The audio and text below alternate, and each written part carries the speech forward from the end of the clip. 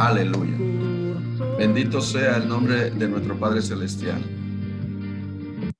Vamos a dar comienzo entonces, después de esta oración, al estudio que toca para hoy.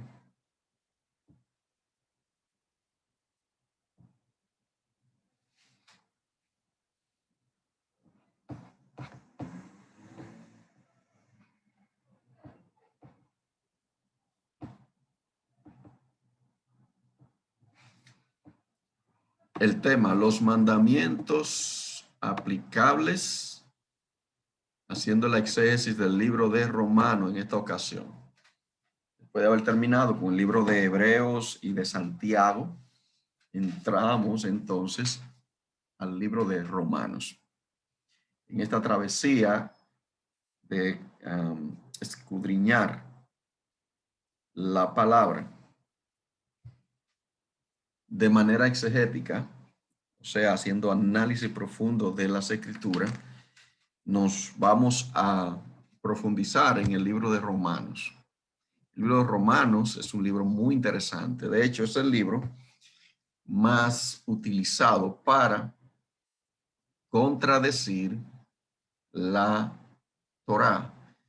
Y las personas que contradicen la Torá es muy usado por estas personas para decir que la Torá no aplica para este tiempo. Y vamos a analizar algunos puntos importantes sobre este libro para entender con más claridad el por qué nosotros estamos estudiando los mandamientos y decimos que los mandamientos no fueron abolidos. Y a la vez explicar por qué decimos mandamientos aplicables, implicando con esto que hay mandamientos no aplicables, que hay mandamientos no aplicables. Quiere decir que hay mandamientos que no son necesarios obedecer, aunque están ahí, aunque están en la escritura, son parte de la Torá, pero no son aplicables. Mandamientos de pena de muerte, mandamientos relacionados al sacerdocio, mandamientos relacionados al templo, mandamientos, o sea, los sacrificios, mandamientos relacionados a la impureza ritual, etcétera. Todos esos tipos de mandamientos y otros más no aplican para este tiempo y hemos dicho las razones en múltiples ocasiones y se las vuelvo a repetir. Porque no hay templo, una, no hay templo. En Israel no hay templo, no vivimos en Israel. Segundo, no existen jueces puestos por Yahweh en este tiempo para que apliquen ciertas leyes, ciertas condenas y aplicaciones rígidas. No existen reyes en Israel, no hay rey en Israel, literal, físicamente, porque sí sabemos que hay un rey y es Yeshua, el rey de Israel. Y no vivimos en Israel para el tema de la siembra y la cosecha, mandamiento específicamente relacionado a la siembra y la cosecha que solamente aplican a la tierra de Israel. Por ende, entonces no podemos hablar de 613 mandamientos que hay que obedecer, porque entonces estaríamos cometiendo un terrible error a la hora de aplicar un mandamiento que realmente no tiene que ser aplicado. Pero sí, hay 600 mandamientos aproximados que están ahí en la Torá, pero estamos estudiando lo que sí son aplicables. Por eso, vamos a estudiar el libro romano para entender un poquito más el contexto del tema de la ley a la luz del Nuevo Testamento, a la luz de la explicación del apóstol Shaul, o sea, apóstol Pablo, que habló de este tema de forma amplia.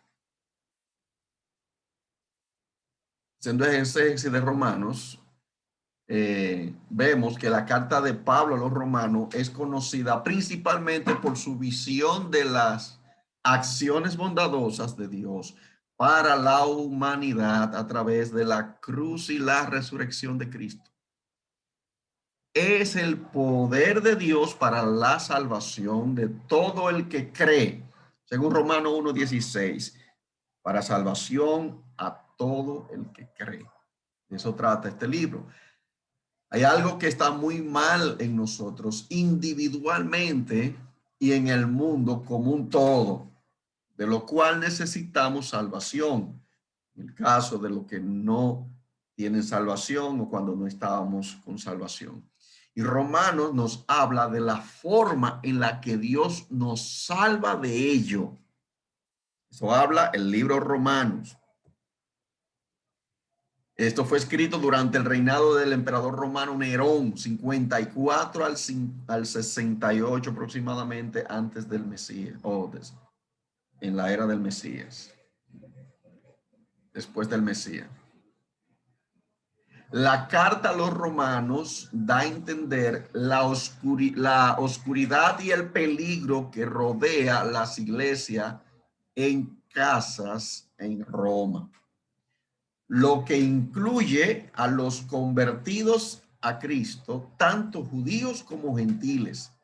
Algunos de los miembros judíos de las congregaciones habían sido exiliados por un edicto del emperador Claudio en el año 49 y habían regresado recientemente, en ese momento, tal vez habiendo perdido su propiedad y estabilidad financiera en el proceso. Eso lo encontramos en el libro de Hechos 18:2, que narra algo similar y menciona algún caso.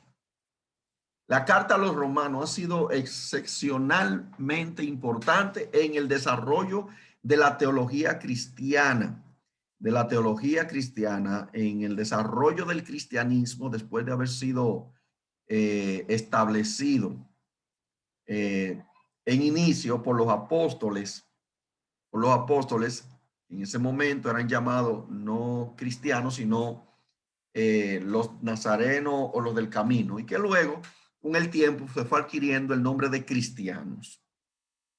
Para dar solo dos ejemplos, Martín Lutero se separó de los ideales del Papa León X en gran parte debido a su desacuerdo con lo que percibía que era la perspectiva de la Iglesia Católica Romana respecto al libro Romanos.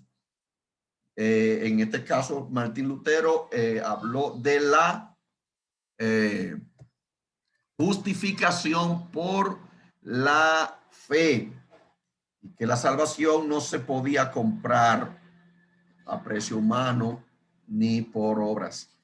Esa fue la discusión, ese fue el problema que tuvo Martín Lutero con la Iglesia Católica, entre otros puntos, pero este fue el más sobresaliente. Ese fue el más sobresaliente. Entonces el libro de Romanos jugó un papel importantísimo en el tiempo a la Reforma. Por eso debemos entender bien el libro romano, porque fue un libro clave para esa época y antes también. Y tenemos, es posible que la epístola a los romanos de Karl Barth fuera el trabajo teológico más influyente del siglo XX. Estamos hablando ahora de teólogos recientes. Temas más sobresalientes de este libro son la condición del hombre ante Yahweh, la salvación, la ley, la justificación y el pueblo elegido. Estos son los temas más sobresalientes del libro romano. Por lo tanto, imagínense, el contenido de este libro debe ser desmenuzado, debe ser masticado, debe ser ingerido y vuelto a masticar, porque tiene una riqueza increíble. Cuando nos metemos a estudiar este libro, nos damos cuenta de la tremenda importancia que esto tiene para nuestra vida en la actualidad. Hermanos, si nosotros nos metemos a estudiar bien este libro, vamos a salir enriquecidos y llenos del Espíritu por lo que esto nos enseña. Así que prepárese para lo que el Padre tiene para ustedes, para nosotros en esta noche. Vamos a empezar entonces haciendo exégesis después de esta introducción al libro, al capítulo 2, versículos 6 al 10. Recuerden hacer sus anotaciones de la pregunta. Lo que no entienda, escríbalo para que luego lo pregunte, para que no se quede en el aire y se quede entonces ¿cómo le diría? Como confuso. No le pase lo de Confucio, se quede confundido. No queremos que se quede confundido. Los hermanos que van a estar viendo este estudio por YouTube pueden entrar al Redil de Salvación o el del Rosario en YouTube y van a ver esta serie de estudios que estamos dando sobre los mandamientos para que puedan compartir con otros también estos estudios y lo vuelvan a escuchar y lo vuelvan a escuchar. Y ahí dice, yo voy a estar con ustedes las veces que ustedes deseen, pero ahí en el video grabado. Mientras tanto, hoy estamos en vivo para los que están conectados aquí en Zoom. Entonces, vamos a ver qué dice este versículo 2, versículo 6 del capítulo 2. Él recompensará a cada uno conforme a sus obras. Aquí está hablando de un tema relacionado al juicio de Dios a todos los hombres, tanto judíos como gentiles. Después de haber hablado en el capítulo 1 de lo que era la condición del hombre ante Yahweh, que todos estaban en pecado, todos tenían que dar cuenta a Dios y que en el juicio iban a estar delante de la presencia de Yahweh sin excusa. Tenemos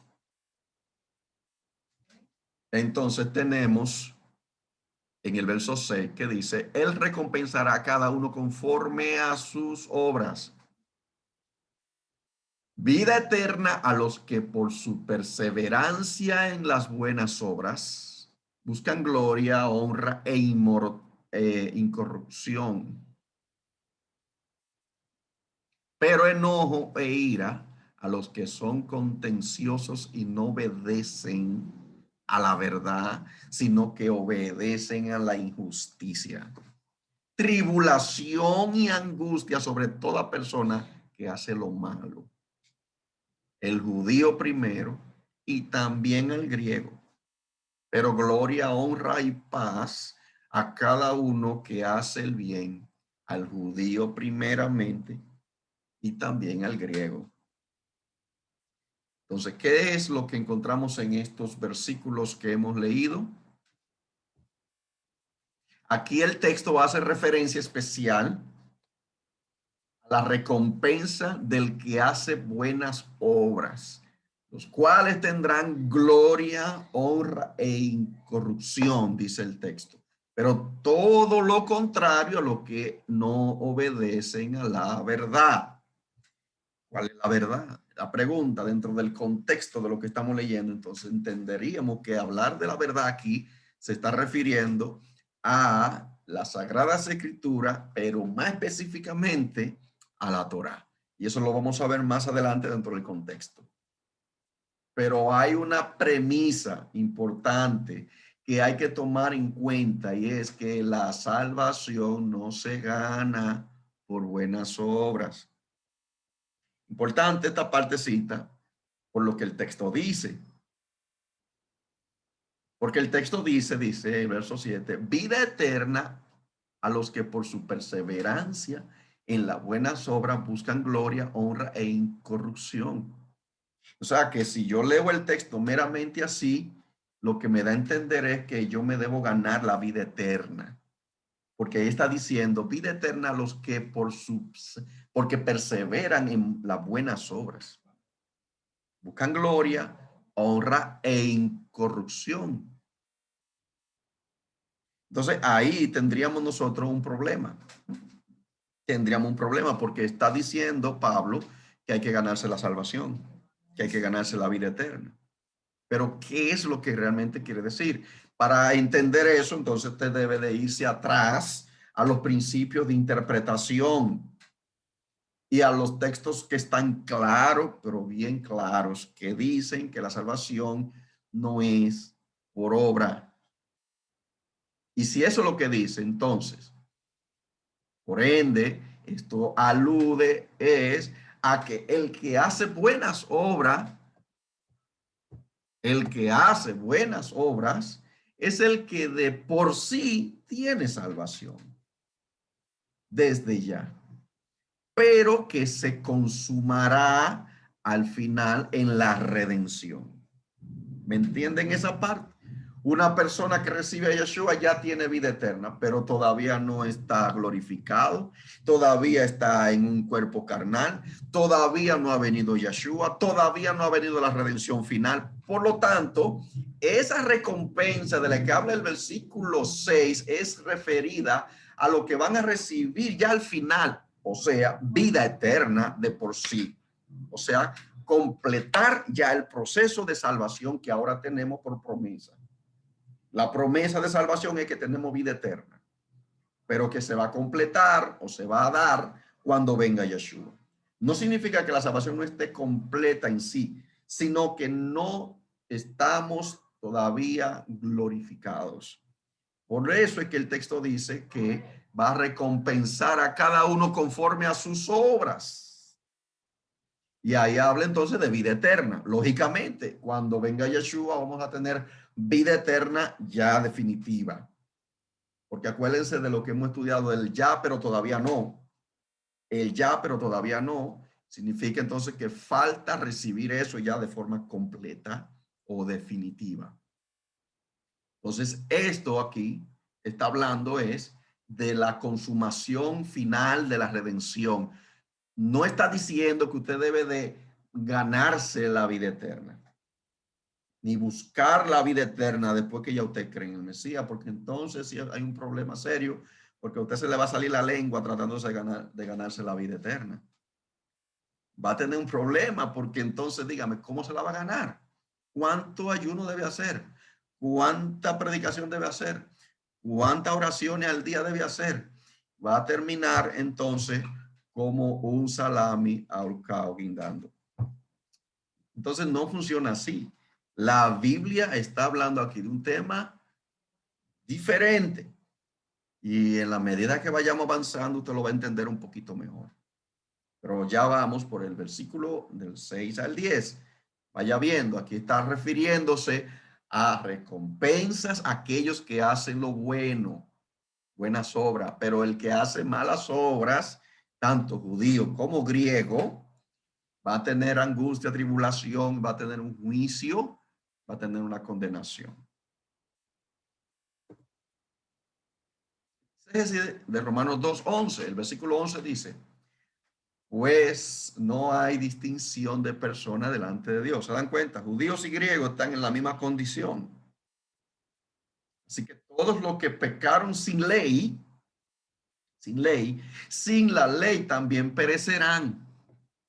Y todos los que pecaron teniendo la ley, por la ley serán juzgados, porque no son los oidores de la ley los que son justos delante de Dios, sino los hacedores de la ley serán justificados. Entonces, ahí uno tiene que arrancarse la cabeza y decir, espérate, Pablo, ¿qué tú estás diciendo? Que el que no hace la obra de la ley, el que no es hacedor de la ley, no será justificado. ¿Qué implica esto? Porque aquí también está hablando de que la ley va a juzgar. Vamos a ser juzgados por la ley, ese es un hecho. Ese es un hecho. Dígame usted, cuando llegue el juicio final y abran los libros, ¿qué libro es que van a abrir? La Torá. Y ahí están todas las obras, todos los mandamientos, obedecido y no obedecido. Y en base a eso es que la gente va a ser juzgado. Ahora vamos a explicar entonces qué significan estos versículos a la luz de lo que ya hemos estado estudiando. Los que pecaron sin ley son aquellos gentiles que no conocieron la Torá, pero que de todas formas serán juzgados.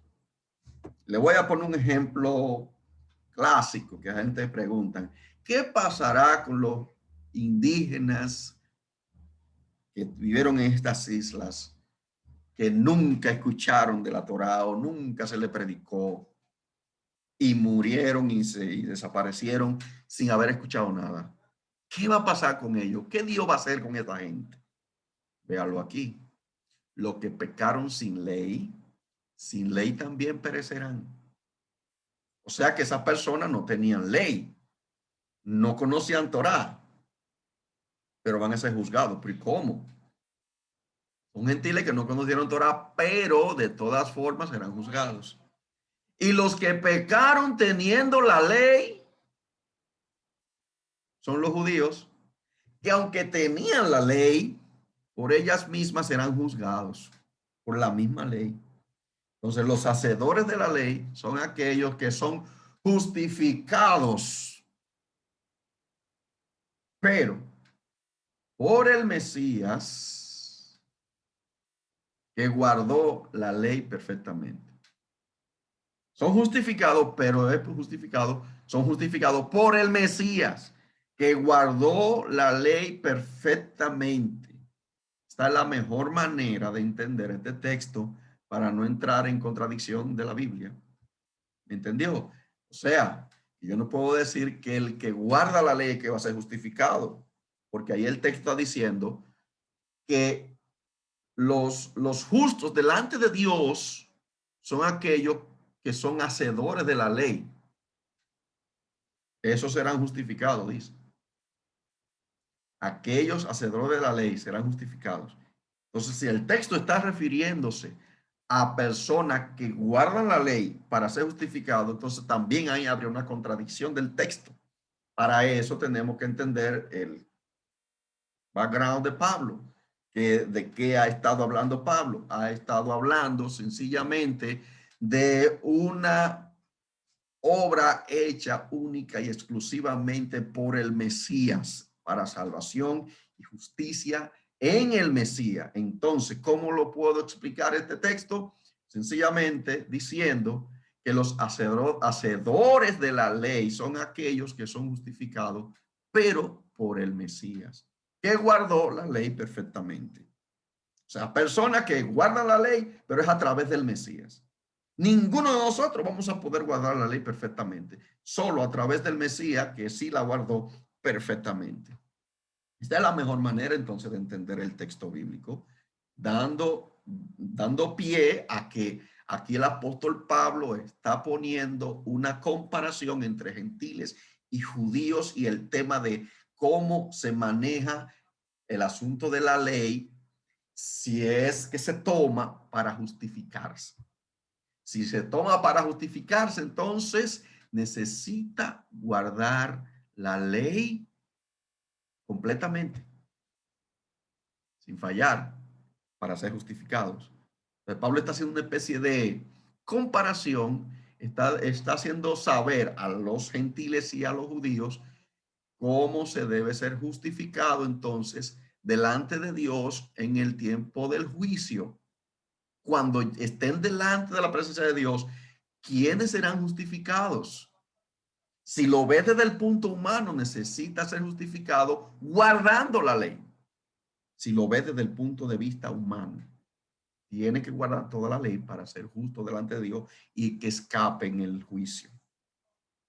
Entonces, vamos a seguir.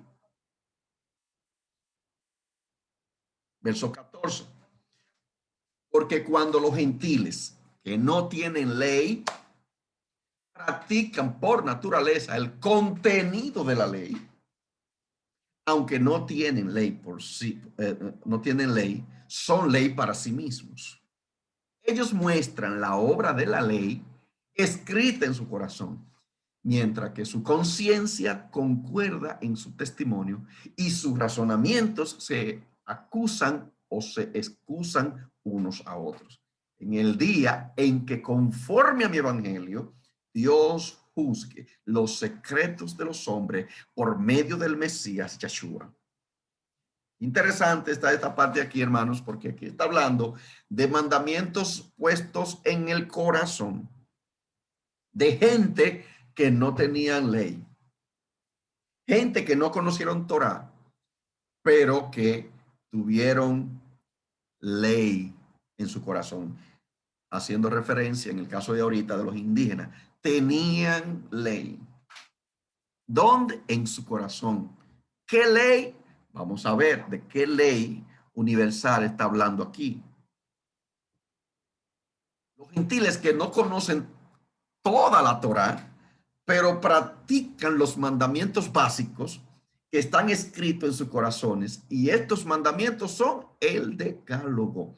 Hermano, los 10 mandamientos están en el corazón del hombre como una base de que Dios puso en su conciencia un mandamiento que ellos saben que no pueden violar. Su conciencia los acusa o los excusa.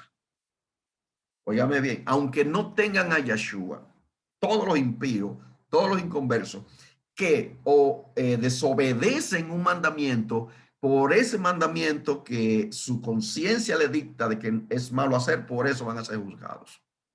Es por eso que no va a haber excusa. Es por eso que no va a haber excusa. No importa que no haya escuchado el evangelio, aunque sabemos que Yahweh utiliza cualquier medio posible para llegar a la gente en el mundo entero, pero si se diera el caso de que alguien se fue sin conocer, en su conciencia, en su corazón, algo le decía, estás mal, estás pecando, estás desobedeciendo, tú no estás bien.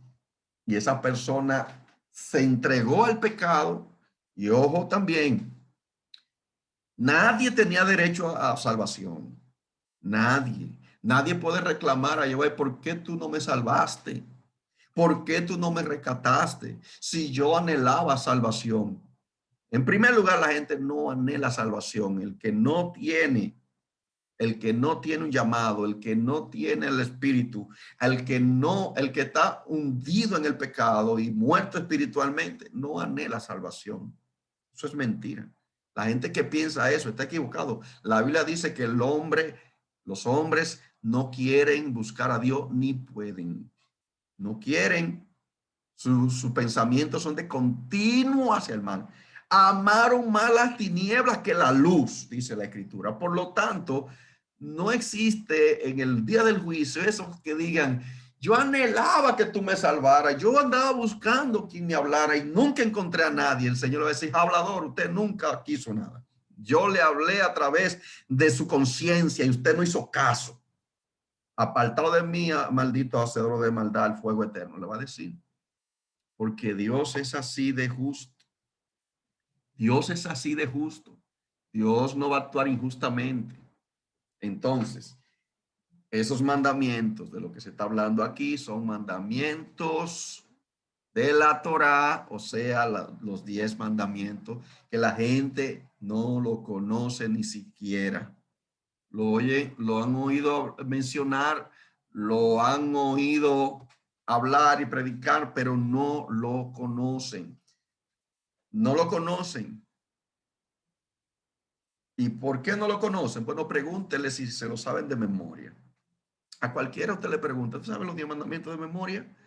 Y es muy probable que el 80% de la gente no se lo sepa. Es muy probable. Pueden aparecer algunos que osen sabérselo y otros que se queden a mitad, otros que puedan llegar hasta 7, 8 mandamientos, pero no se lo saben completamente.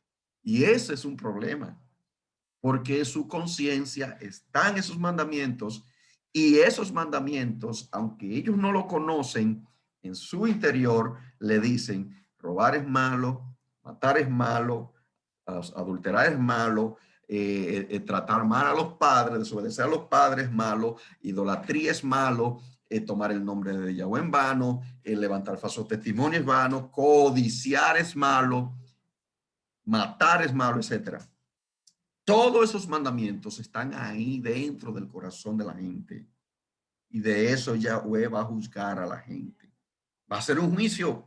Y ese juicio es veraz. Es un juicio que no va a fallar.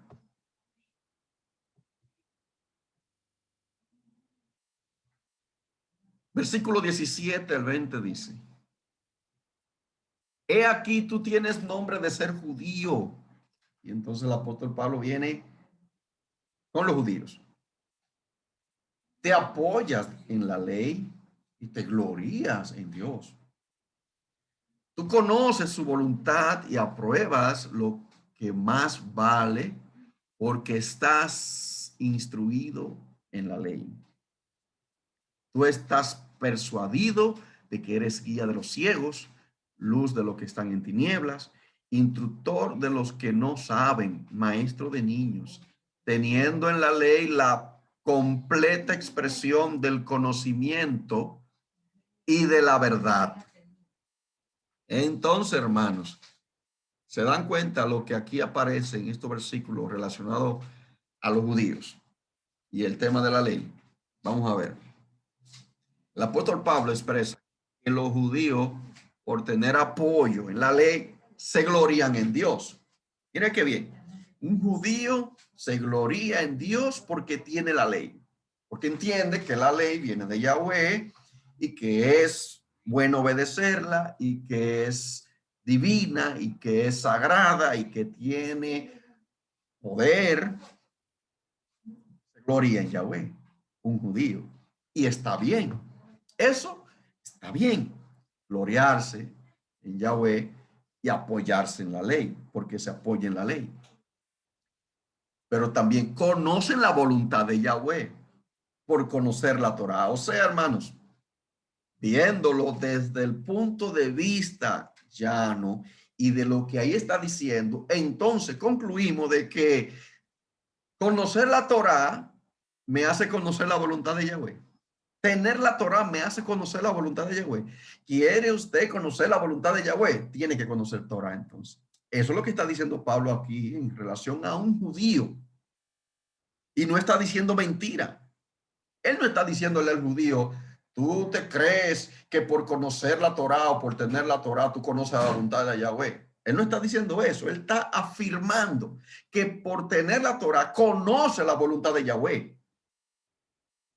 Entonces, tendríamos que decir que si yo conozco y tengo Torah, entonces yo tengo que conocer la voluntad de Yahweh. Eso es lo que Pablo está diciendo ahí. Diciendo, aprueban lo mejor por tener instrucción de la Torah. El texto está diciendo, y aprueba lo mejor. O sea que cuando yo conozco Torah, puedo determinar lo que es mejor y lo que no es mejor. Miren qué maravilloso. El apóstol Pablo está diciendo que cuando conocemos la Torá podemos aprobar lo que es mejor.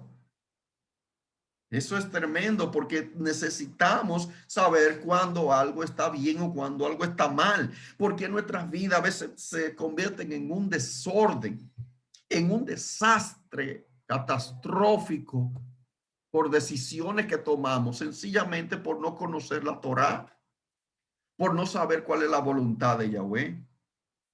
Eso pasa muchas veces. Y aquí el apóstol Pablo está diciendo a los judíos, por ustedes tener la Torá, aprueban lo que es mejor, por eso se consideran guía de ciegos. Uno que conoce Torá se considera guía de ciego. ¿Quiénes son los ciegos? Todo aquel que no conoce la voluntad de Yahweh es ciego.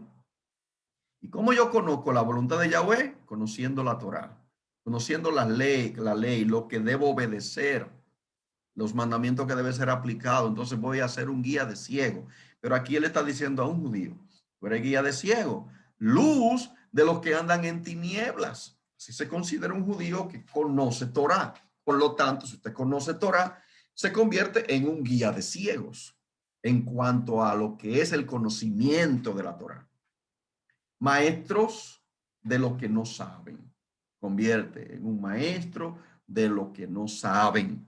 Personas que tienen un desconocimiento tremendo de lo que significa todos estos temas relacionados a los mitzvot, o sea, a los mandamientos, a la Torah, y uno le enseña, uno se convierte en maestro.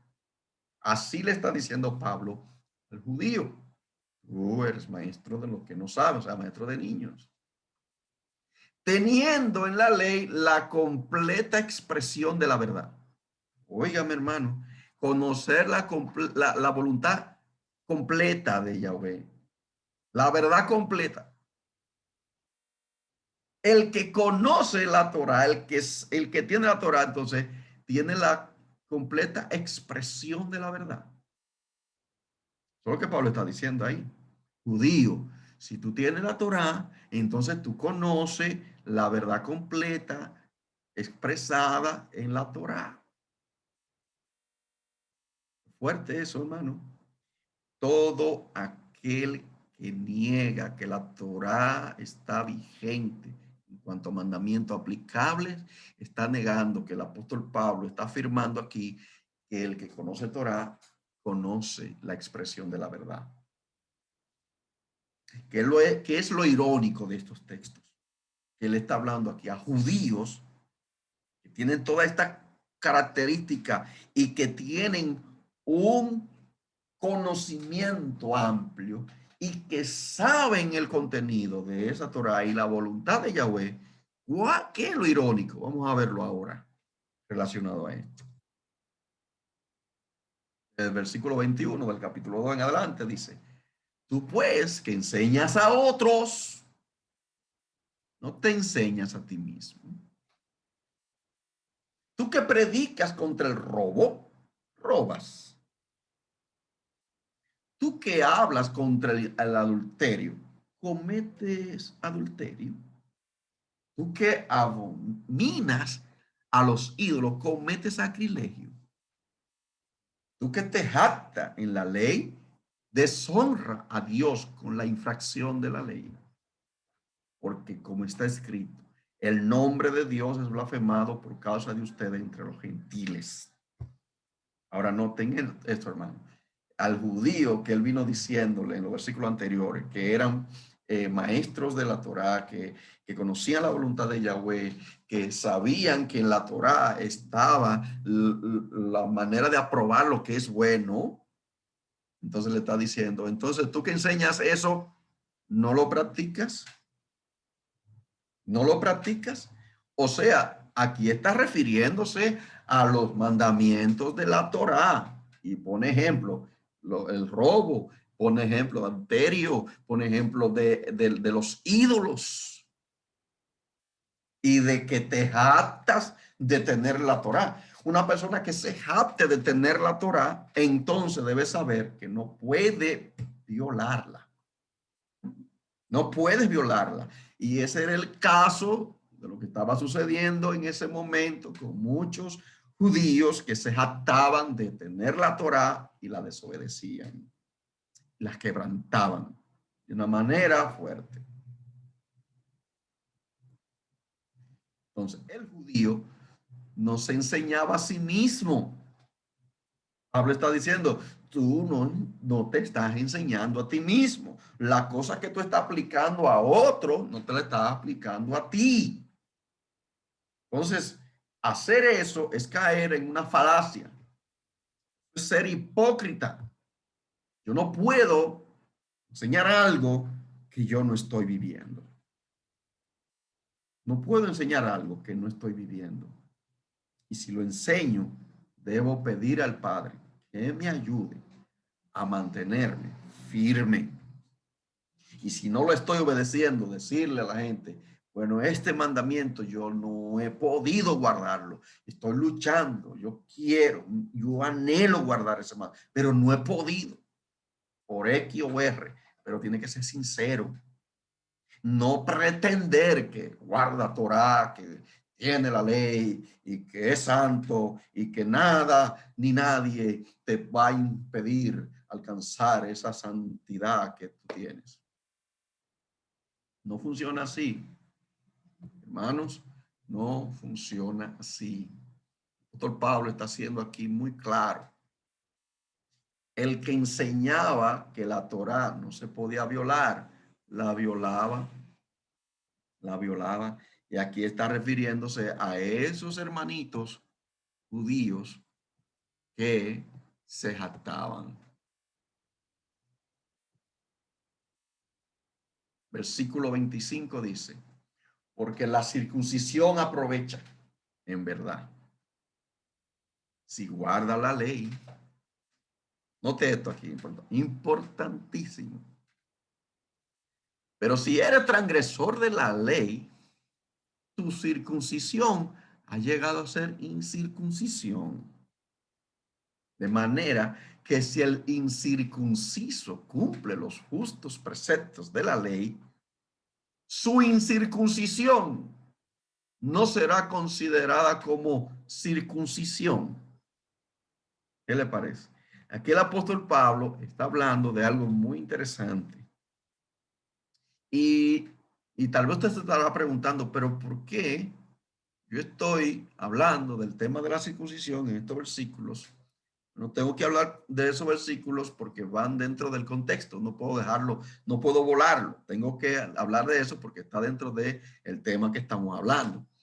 Y también porque hoy en día hay muchas personas que pretenden alcanzar la salvación practicando estos eh, mandamientos, este mandamiento específicamente. El judío que se considera salvo por ser circunciso, este texto habla muy claro, muy claro. Mire lo que dice ahí. Su circuncisión entonces se consideraría incircuncisión si no cumple la justa ley de Dios. Pablo le llama aquí los justos preceptos de la ley. ¿Qué explicación tiene eso? Pues la circuncisión aprovecha en términos de que puede guardar, del que puede guardar la ley sin transgredirla. ¿Escuchó bien? La circuncisión aprovecha en términos del que puede guardar la ley sin transgredirla. Pero el que transgrede es como si fuera incircunciso. En consecuencia, como es imposible que alguien se mantenga sin violar la Torá por siempre, es necesario tener a Yeshua como mediador. Y este es el dilema que Pablo le presenta al judío que se jacta de la ley sin el Mesías. ¿Entienden el asunto aquí? El apóstol Pablo lo que está diciendo es, muy bien, está circuncidado, perfecto. Eso aprovecha si en verdad guarda la ley. Aquí lo que Pablo está diciendo es, para tú poder decir que la circuncisión te va a servir de algo, tú debes de guardar toda la ley. Entonces, como es imposible que una persona guarde toda la ley sin quebrantarla, entonces no hay forma de que se agarre de la circuncisión para decir, ya yo soy salvo, ya yo soy parte del pueblo porque soy circuncidado. Porque mire que dice aquí, que el incircunciso que guarde la ley, su incircuncisión será tomada por circuncisión. O sea, lo mismo, aplica de la misma manera. Un gentil no va a poder guardar tampoco toda la ley. No va a poder. Primero, porque no tiene el conocimiento, no la conoce. Segundo, aunque la conozca y se la enseñen de pi a pa, nunca la va a poder guardar igual que un judío. Eso es imposible. Un gentil nunca, por más que quiera, va a poder guardar la ley como la guarda un judío. ¿En qué conclusión llegamos entonces? Que ni el gentil ni el judío le va a funcionar el tema de la circuncisión para poder ser justificado. Ahora, si se diera el caso de que esa circuncisión sirviera porque, o mejor dicho, que ese incircunciso o incircunciso guardara toda la ley sin quebrantarla, entonces el gentil lleva una ventaja grande. Mire por qué. Le voy a leer aquí esta parte. El que físicamente es incircunciso, pero guarda completamente la ley, estamos en el verso 27, te juzgará a ti. Noten bien esto. Que con la letra y con la circuncisión eres transgresor de la ley. Porque no es judío el que lo es en lo visible, ni es la circuncisión la visible en la carne, sino más bien es judío el que lo es en lo íntimo íntimo, en la circuncisión es la del corazón y la circuncisión es la del corazón. En espíritu, no en la letra. La alabanza del tal no proviene de los hombres, sino de Dios. ¿Cómo aplicaríamos este texto entonces? Vamos a ver qué dice el texto. Un gentil que guarda completamente la ley. Lo que dice ahí, pero el incircunciso que guarda completamente la ley te juzgará a ti.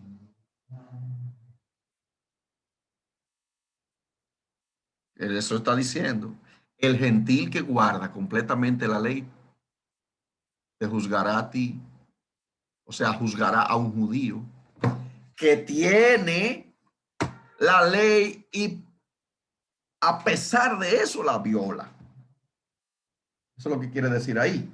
El gentil guarda completamente la ley y el judío que tiene la ley la viola. Por lo tanto, el gentil va a juzgar al judío. En términos llanos, vamos a ver más llanamente. Esto alude a que si se diera el caso, hipotético de que un gentil pudiera guardar toda la ley, o sea, completamente, sin violarla, cosa que no sucederá, porque nadie puede guardar toda la Torá sin fallar en algo. ¿Oyó eso? Nadie absolutamente puede guardar toda la ley sin fallar en algo. Si fuera el caso de que ese gentil pudiera guardar la ley completamente, entonces podría juzgar a un judío de nacimiento que conoce toda la ley, pero la transgrede. Aquí el punto es que el gentil no se puede justificar, ni el judío tampoco, porque nadie va a poder guardar la ley perfectamente sin violarla. Nadie va a poder hacerlo. Pero si ese fuera el caso, el gentil tendría una ventaja. ¿Cuál es la ventaja entonces aquí en este caso hipotético que el apóstol Pablo está poniendo? Que el gentil no está circuncidado, no pertenece al pueblo de Israel, pero guarda toda la ley. Ese gentil va a juzgar a un judío que tiene toda la ley y está circuncidado. Ahí el gentil tendría la ventaja, pero ese no es el caso. El caso es que ni el gentil ni el judío se pueden justificar, porque ninguno de los dos va a guardar la ley perfectamente. Uno la guardará quizá mejor que otros. Uno puede guardar mejor que otro, pero nunca se puede tratar de querer pretender que se va a volver una persona perfecta, sin pecado, por guardar la ley. Eso hace la diferencia de ser un religioso que está completamente sumergido en su pensar, en su forma de entender humano. El Padre a nosotros nos da instrucciones de cómo nosotros debemos obedecer la Torá, cómo debemos de ser personas que se lancen, que se dispongan a la obediencia, teniendo claro que vamos a estar creciendo y vamos a estar subiendo de nivel, porque nadie llega a la perfección en esta tierra, ni por sí solo, ni mientras esté en esta tierra. La perfección está en Yeshua y Él en nosotros va haciendo el que comenzó la buena obra, la terminará. ¿Hasta cuándo? Dice la Escritura. Va a terminar la obra que empezó. Hasta el día de Yeshua. El que empezó en nosotros la buena obra, la terminará hasta el día de Yeshua. Entonces no podemos pretender ni ser mejor que nadie, ni juzgar a nadie, ni creernos los más santos. No, tenemos que ayudar al débil, Tenemos que levantar al caído, tenemos que darle lo mejor de nosotros a Yahweh y aprender de él. Y eso nos va a llevar a nosotros a crecer, reconociendo nuestras faltas, reconociendo nuestros errores. Dice acá, conclusión de lo que es la exégesis que hemos estado haciendo. En conclusión, el apóstol está demostrando que en este capítulo la importancia de guardar la ley. Le está demostrando que es importante guardar la ley, contrario a lo que enseñan muchos por ahí, de que el apóstol Pablo dijo que ya estamos bajo la gracia y no estamos bajo la ley, malinterpretando esa expresión. Pablo está diciendo aquí lo contrario. Él está demostrando en este capítulo la importancia de guardar la ley, pero a la vez demuestra que no hay forma de escapar del juicio de Dios al que viola la ley, sea judío o sea gentil. Sea judío o sea gentil, no hay manera de escapar del juicio. O yo, sea una persona que pretende guardar todos los mandamientos sin aferrarse de Yeshua, sin haber confiado en Yeshua, negando que Yeshua es el Salvador, no va a escapar en el juicio.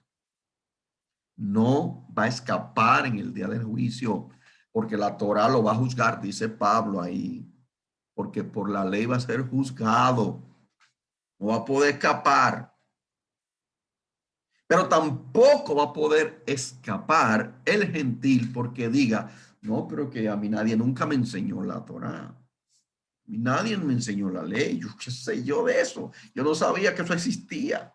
No va a escapar tampoco en el juicio, porque dice Pablo que su conciencia lo acusa. Su conciencia lo acusa porque en su corazón Dios implantó la ley. ¿Cuál ley? Mandamientos básicos. Los mandamientos básicos. Los 10 mandamientos están ahí en el corazón.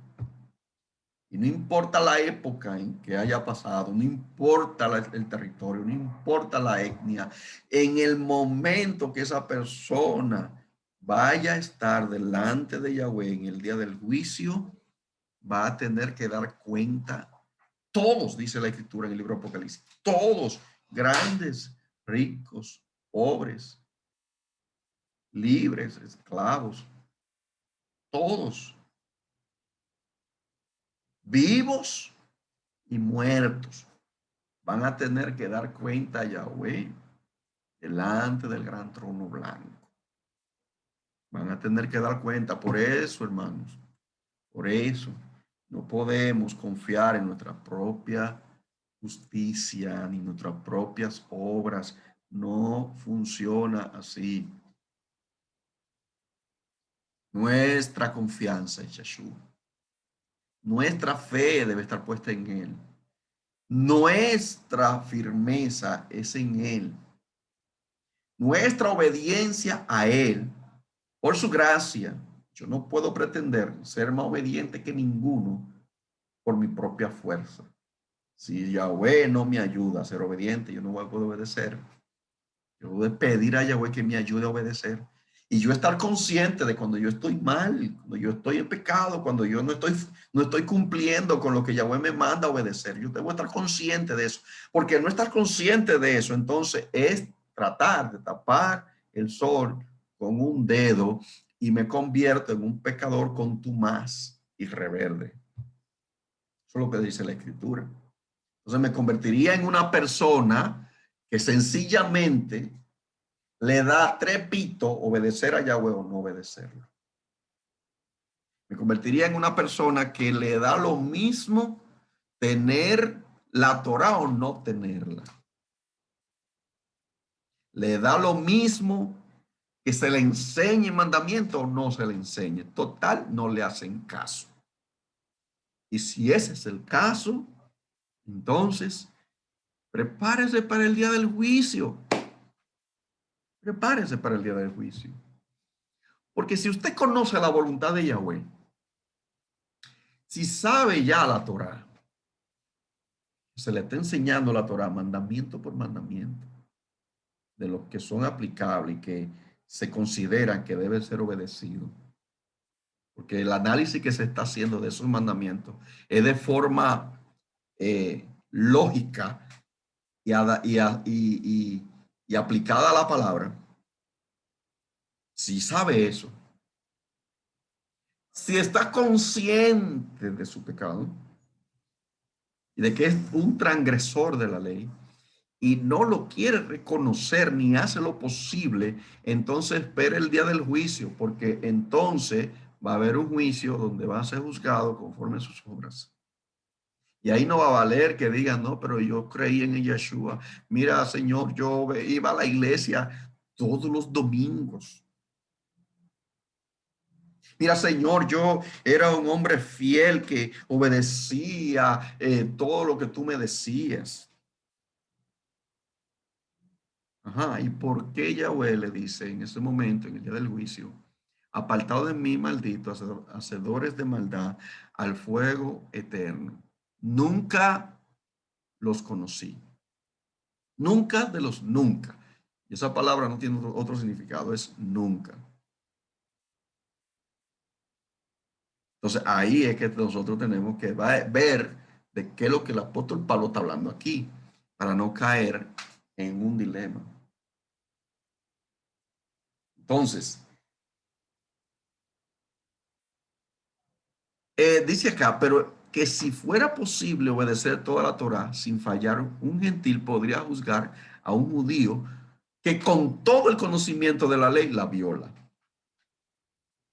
Si fuera el caso de que un gentil pudiera obedecer toda la Torá sin fallar, tendría la ventaja sobre el judío circuncidado que no la guarda a pesar de tener el conocimiento.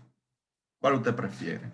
¿Tener el conocimiento y no guardarla o guardarla aunque no tenga todo el conocimiento? Es mejor obedecer, es mejor tratar, hacer todo lo posible para hacer la voluntad de Yahweh, porque el que hace la voluntad de Yahweh permanece para siempre.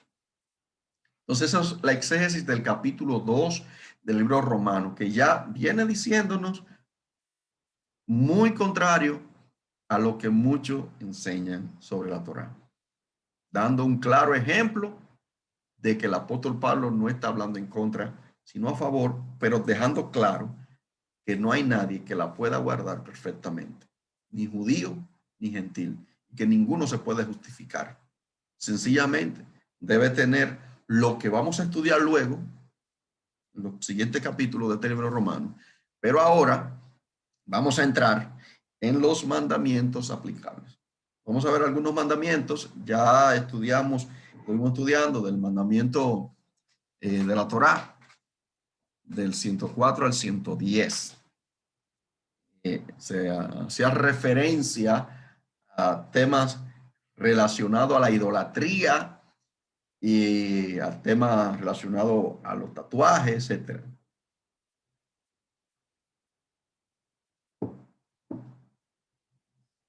Mandamientos aplicables. Dice este mandamiento, hermanos, no mezclar las semillas ni los animales. Mire qué mandamiento más raro.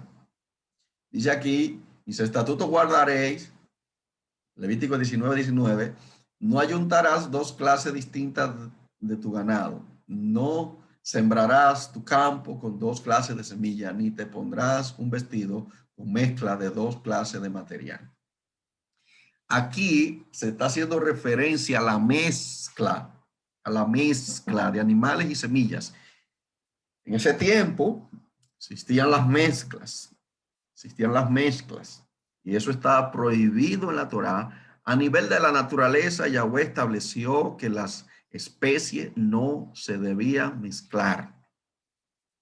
Para ponerle un ejemplo, ¿qué pasa cuando usted mezcla un caballo con una burra o viceversa, un burro con una yegua? Sale un mulo. Y usted sabe el problema que tiene el mulo. No se multiplica. Entonces, eso es solo un ejemplo. ¿Qué podemos decir de este mandamiento para este tiempo? ¿Podría este mandamiento aplicar para este tiempo? Yo lo puse ahí para que usted lo analice. ¿Podría este mandamiento aplicar para este tiempo? ¿Qué significado puede tener este mandamiento para hoy?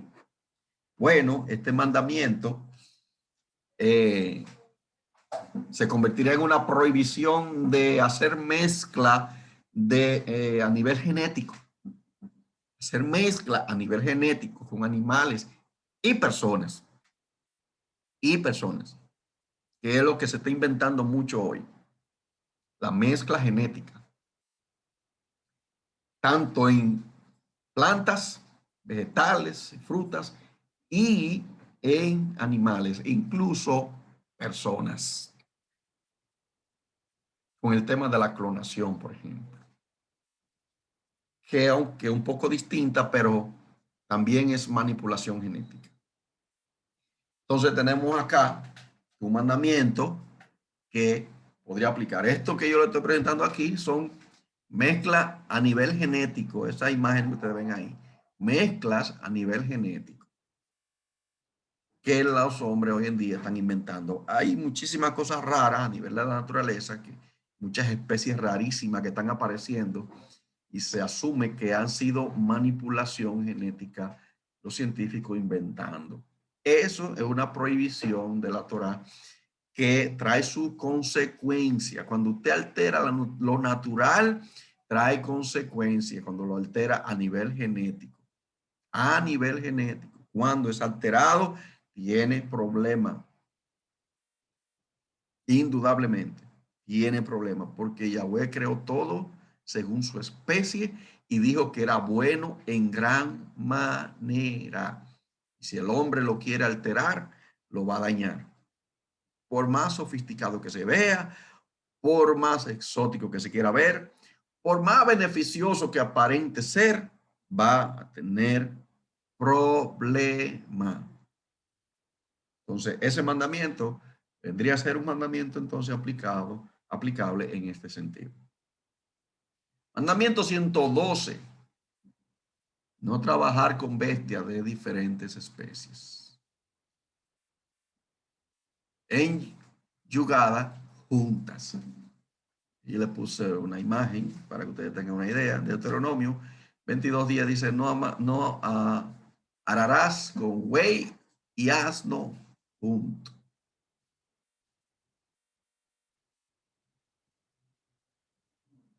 Amén. Dice la hermana Ana María, nada debe ser adulterado. Ciertamente. Entonces, ahí encontramos un problema con ese mandamiento a nivel científico. A nivel científico hay un problema ahí.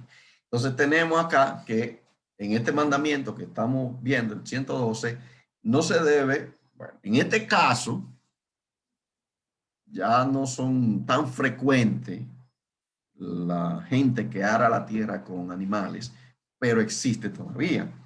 Existe. En ese tiempo era muy frecuente, era más común, era la única herramienta que existía para labrar la tierra y no se podía juntar, poner un yunte a un buey con un burro, porque ¿quién era el que iba a cargar pesado, hermano?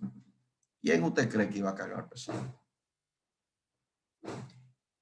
El burro iba a ir forzado, pero el güey también, porque el güey iba entonces a tener que arrastrar al burro, porque el burro no tiene la misma resistencia para arar que un buey. El güey es más fuerte, pero entonces el güey iba a cansarse más rápido, por ende. Entonces ahí tenemos un problema. De ahí es que el apóstol Pablo utiliza la expresión no hagan yugo desigual. De ese mandamiento, el apóstol Pablo aplica de forma espiritual el tema de una persona hacer una unión con personas que no pertenecen al pueblo. que no son evangélicos. Ese es un problema serio cuando yo mezclo la especie. No puede mezclar una especie santa con una especie impura. Un pueblo santo no se puede mezclar con un pueblo impuro. Por eso, entonces, nosotros tenemos que saber que este mandamiento que estamos viendo aquí tiene una aplicación también espiritual, pero también literal, una aplicación literal en el caso de que alguien aquí tenga una tierrita. Yo sé que hay hermanos que tienen su tierrita y si utilizarían animales para ararla, tomen en cuenta ese mandamiento para que cuide los pobres animalitos también. La Torá cuida a los animales también. Mandamiento número 113. Mandamiento número 113. No se ría, por favor. No se ría por esta imagen. Pero este es un mandamiento. Que un hombre no vista ropa de mujer. Que un hombre no vista ropa de mujer. Deuteronomio 22:5. Mire qué modelito. La mujer, dice Deuteronomio 22:5, no debe vestir, no vestirá ropa de hombre, ni el hombre se pondrá ropa de mujer, porque cualquiera que hace esto es abominación a Yahweh tu Dios. Cualquiera que haga eso es abominación. Sabemos, hermanos, que en el tiempo que se dio ese mandamiento no existía el mismo estilo de ropa que hoy existe. Pero el mandamiento sigue siendo aplicable porque la forma de vestir es identificable, está definida cómo se viste un hombre y cómo se viste una mujer. Eso está identificable. Pero automáticamente un hombre comienza a usar ropa de mujer, sea falda o sea pantalón, están definidas las ropas de mujeres. Eso sería una abominación. Y hoy en día, no solamente hay hombres que están usando en forma de moda, sino también en cuanto a su inclinación sexual, llámese la homosexualidad, los gays, las lesbianas que usan ese estilo. Pero, pero, este mandamiento está bien claro aquí, bien claro. Y mandamiento 114 dice que una mujer no vista ropa de hombre. Entonces aquí está lo contrario. La mujer no vestirá ropa de hombre, ni el hombre se pondrá ropa de mujer. En el caso de la mujer, está prohibido que una mujer pretenda ser un hombre al vestir. Tiene que cuidar qué tipo de ropa va a usar. Tiene que cuidar qué tipo de ropa va a usar. ¿Se dan cuenta de por qué hay que estudiar Torah, hermano? Porque la Torah enseña claro. Y la Torah va a estar vigente siempre en estos casos específicos y otros, porque el ser humano ha ido desenfrenándose cada vez más y más y más. Por eso la Torah de Yahweh toma cada vez más sentido, toma cada vez más fuerza. No puede vestirse así. No es hombre, es mujer y la mujer tiene que estar definida como tal. La Torah que lo enseña así. No soy yo. Fue el creador del universo que dio ese mandamiento. No fui yo. Pero, pastor, en la iglesia no hay mujeres ni hay hombres que se visten así. ¿Para qué sirve ese mandamiento? Bueno, ese mandamiento sirve para los conversos y también para advertirnos a nosotros. Ahora, en cuanto al vestir, haciendo un pequeño paréntesis, en cuanto al vestir, sí es necesario que la mujer y el hombre vistan con modestia y pudor. Y eso lo hemos enseñado múltiples veces y se lo reiteramos de nuevo a la iglesia. Repito, a la iglesia le reiteramos en cuanto al vestido, en cuanto a la vestimenta, debe ser con pudor y modestia. Casta, eso significa que tiene que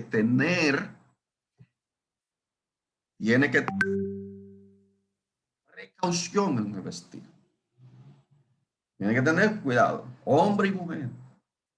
Hoy en día las modas están muy peligrosas y hay que medirse bien. Y le voy a poner ejemplos. Una mujer no debe usar chicle, licras, mucho menos para andar en la calle. Imagínense en la iglesia. No, no puede.